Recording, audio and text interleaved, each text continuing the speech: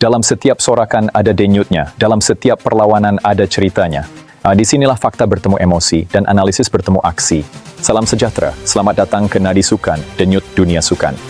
Tuan-tuan dan puan-puan sekalian, adakah audit AFC dan FIFA terhadap FAM benar-benar membuktikan kegagalan pengurusan lama? Adakah terdapat sesuatu yang lebih besar sedang berlaku di sebalik laporan audit tersebut? Mengapa AFC dan FIFA sendiri turun menilai struktur pentadbiran bola sepak Malaysia? Dan apakah implikasinya terhadap masa depan bola sepak negara?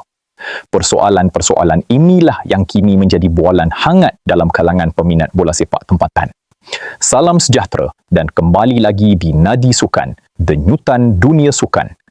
Menurut laporan Astro Awani yang memetik kenyataan Tan Sri Hamidin Muhammad Amin, audit kualiti yang dijalankan oleh AFC dan FIFA terhadap FAM tidak seharusnya dianggap sebagai bukti kegagalan pengurusan lama.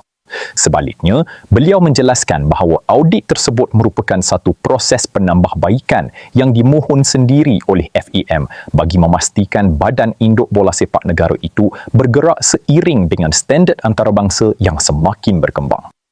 Apa yang menarik perhatian ialah penjelasan Hamidin bahawa FAM selama ini beroperasi mengikut statut dan peraturan yang sah pada zamannya. Dalam arti kata lain, beliau tidak menafikan bahawa terdapat ruang untuk penambahbaikan, tetapi pada masa sama, beliau menolak tanggapan bahawa segala kelemahan yang ditemui dalam audit bermaksud pengurusan terdahulu gagal melaksanakan tanggungjawab mereka. Ini merupakan satu perbezaan penting yang perlu difahami oleh peminat bola sepak tempatan. Dalam dunia bola sepak moden, audit organisasi bukanlah sesuatu yang luar biasa. Banyak persatuan bola sepak di seluruh dunia menjalani audit secara berkala untuk memastikan sistem pentadbiran mereka sentiasa relevan dengan perkembangan semasa. Bola sepak hari ini bukan sekadar soal pasukan kebangsaan atau liga domestik, tetapi turut melibatkan aspek tadbir urus korporat, integriti, keuangan, pembangunan akar umbi, pengurusan data dan pematuhan kepada pelbagai standard antarabangsa yang semakin kompleks. Apabila AFC dan FIFA melaksanakan audit seperti ini, objektif utama biasanya adalah untuk mengenal pasti jurang yang boleh diperbaiki. Dalam banyak kes, audit tidak semestinya menunjukkan organisasi tersebut gagal. Sebaliknya, ia menjadi alat untuk membantu organisasi bergerak ke tahap yang lebih tinggi. Justeru, hujah Hamidin bahawa audit tersebut adalah sebahagian daripada proses transformasi mempunyai asas yang boleh difahami dari sudut pengurusan organisasi sukan moden. Namun begitu, hadirin yang budiman, realitinya persepsi awam seringkali berbeza. Apabila peminat mendengar perkataan audit, ramai yang secara automatik mengaitkannya dengan masalah, kelemahan atau kegagalan. Tambahan pula, ketika bola sepak Malaysia sedang berdepan pelbagai cabaran termasuk isu pemain warisan, prestasi pasukan kebangsaan dan persoalan mengenai struktur pentadbiran, audit AFC dan FIFA secara semula jadi mencetuskan pelbagai spekulasi dalam kalangan penyokong. Satu perkara yang tidak boleh dinafikan ialah laporan audit tersebut muncul pada waktu yang cukup sensitif. Sebelum ini, beberapa tokoh bola sepak tempatan telah membangkitkan persoalan mengenai struktur pengurusan FAM, termasuk isu pemisahan kuasa, keberkesanan pentadbiran dan keperluan reformasi institusi. Oleh sebab itu, apabila AFC dan FIFA menjalankan audit, ramai melihatnya sebagai pengesahan bahawa memang terdapat sesuatu yang perlu diperbetulkan dalam sistem sedia ada. Pada masa yang sama, kenyataan Hamidin juga boleh dilihat sebagai usaha mempertahankan legasi pentadbiran terdahulu. Sebagai individu yang pernah menerajui FAM dalam tempoh yang panjang, beliau tentunya tidak mahu segala usaha yang telah dilakukan selama bertahun-tahun dianggap gagal hanya kerana audit menemui beberapa aspek yang memerlukan penambahbaikan. Ini adalah reaksi yang boleh difahami daripada sudut kepimpinan organisasi. Menurut kami di Nadi Sukan, perkara paling penting bukanlah sama ada audit itu membuktikan pengurusan lama berjaya atau gagal. Sebaliknya, fokus utama sepatutnya tertumpu kepada bagaimana hasil audit tersebut dapat digunakan untuk memperkukuhkan masa depan bola sepak Malaysia. Jika terdapat kelemahan yang dikenal pasti, maka kelemahan itu perlu diperbaiki.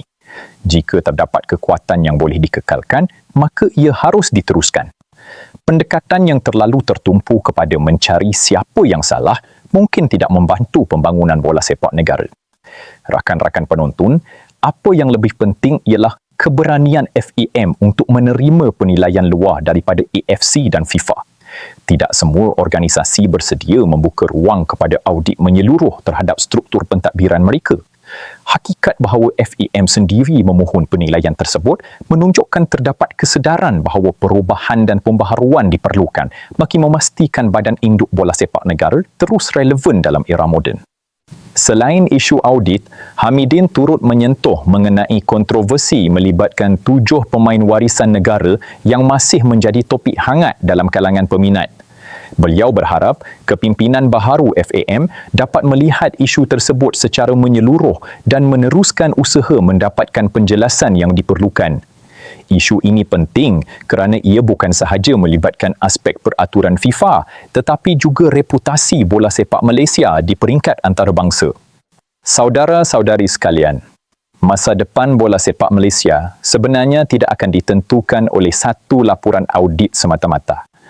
Masa depan itu akan ditentukan oleh sejauh mana semua pihak sanggup menerima perubahan, memperbaiki kelemahan dan membina sistem yang lebih profesional. Audit AFC dan FIFA mungkin hanya permulaan kepada proses yang lebih besar, iaitu transformasi menyeluruh terhadap ekosistem bola sepak negara. Jika cadangan-cadangan yang dikemukakan dapat dilaksanakan dengan baik, audit ini mungkin akan dikenang sebagai titik permulaan kepada era baharu bola sepak Malaysia yang lebih moden dan berdaya saing. Menurut kami di Nadi Sukan, satu perkara yang wajar diberikan perhatian ialah hakikat bahawa audit AFC dan FIFA ini berlaku ketika bola sepak Malaysia sedang melalui fasa perubahan kepimpinan yang penting.